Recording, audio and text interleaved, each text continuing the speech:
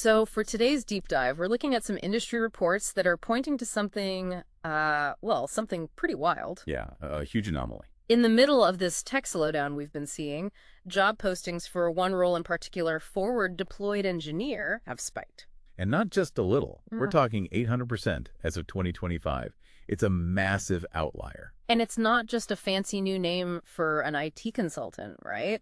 The sources suggest this is a huge architectural shift in how Silicon Valley delivers software. It absolutely is. I mean, this role sits in a really uncomfortable spot. Uncomfortable how? Well, it's caught between the quiet, isolated world of writing code and the complete chaos of the sales floor. So our mission today is to figure out why this role, this hybrid, is suddenly the linchpin for everything, especially now that AI has officially entered the chat. To really get it, you have to start with this toolbox metaphor. It comes from some of the Palantir case studies we looked at. Right. It breaks engineering into three types. So you start with the core engineers at HQ. The ones in the sterile factory, so to speak.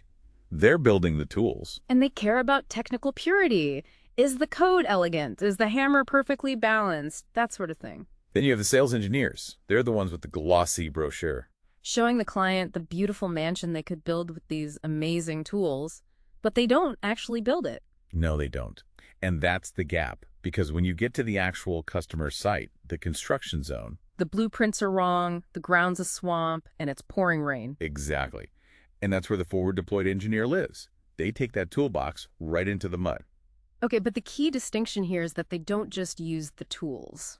Right. That's the critical part. When the standard drill doesn't work on the client's weird legacy system, they open up a terminal and write new code. Right there.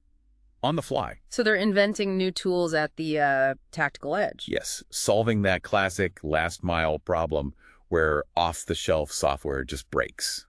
And this whole idea, even though it's exploding now, its DNA goes way back to Palantir in the mid-2000s. Right. Internally, they call them deltas. Like technical special ops. And the stakes then weren't just about closing a deal. We've got that anecdote about Mark Siana. Oh, yeah. An early FDE deployed to Afghanistan back in 2011. Talk about a muddy construction site. I mean, this wasn't some cushy office. He was racking servers in dusty tents. And coding integrations for insurgent data while, and this is the crazy part, literally under rocket fire. And that kind of extreme environment created this whole philosophy. The off-track tactic. Mission-type tactics. Yeah. It basically means radical deference to the field. So the engineer on the ground could actually override the roadmap from headquarters. They had to. Yeah. They were the only ones seeing the reality of the situation. Okay, so if this started 15 years ago, why the 800% explosion right now? What changed? The simple answer? AI. The shift from deterministic software to probabilistic AI. And that's the core technical reason. So traditional software is like a calculator. Exactly. Yeah. Deterministic, 2 + 2 always equals 4. Yeah. It works or it breaks. But the large language models we have now are different. They're probabilistic.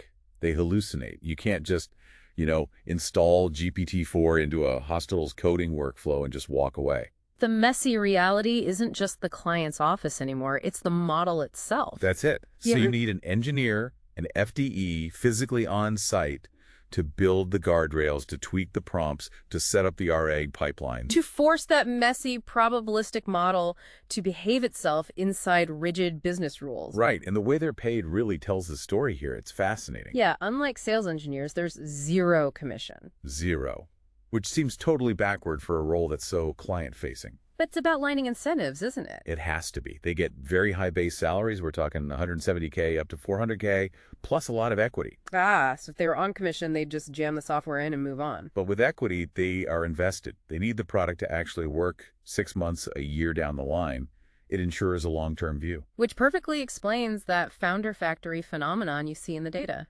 Oh, yeah. Because they're basically acting as mini CEOs of their deployment. They're managing the money, writing the code, and owning the client relationship. It's the perfect training ground for being a founder. Yeah. That's why you see alumni from this role starting huge companies like Amplitude and Blend.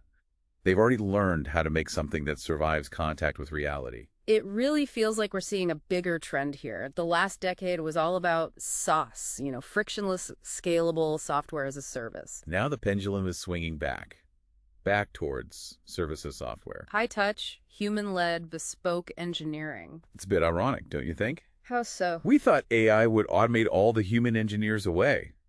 But what it's actually doing is making the truly skilled human engineer more valuable than ever. So that's really the thought to leave people with. As AI gets better at pure, sterile coding, the most valuable engineer isn't the one with the fastest algorithm. No, it's the one who can sit across from a client, look them in the eye, and build that crucial bridge between a hallucinating AI model and the real messy world.